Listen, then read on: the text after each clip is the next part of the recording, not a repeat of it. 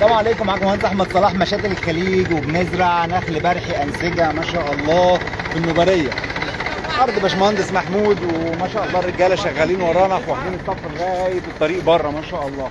باشمهندس محمود، اخبار سيادتك؟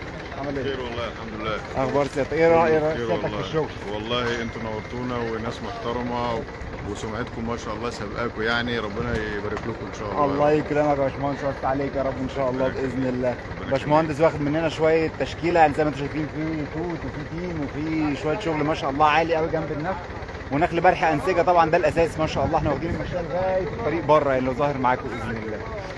المهم اتمنى يا رب كده ربنا يكرمك ويوفقك يا رب يا باشمهندس، ويطرح فيهم البركه. احنا لسه دينا في بدايه موسم الزراعه السنه دي اهو، لحقنا قبل رمضان، وربنا يوفقك ان شاء الله باذن الله ان شاء الله. يا رب ربنا يخليك. الله العفو، ربنا يخليك. تسلم.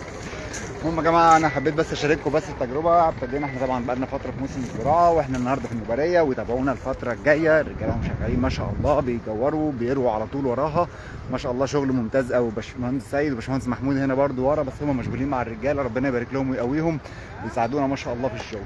وانتظرونا خلال رمضان في مفاجات كتيره باذن الله، هتبقى حلوه قوي الفتره الجايه ان شاء الله. تابعونا وهنتكلم في مواضيع كتيره جدا جدا شيقه ومهمه، وانتوا طلبتوها. ولو في عندكم بقى اي استفسارات ما تنسوش تكلمونا او تبعتوا لنا على الصفحه او على الواتساب، وان شاء الله نكون في خدمتكم. يلا مش هطول عليكم اكتر من كده. باي خدمات، السلام عليكم.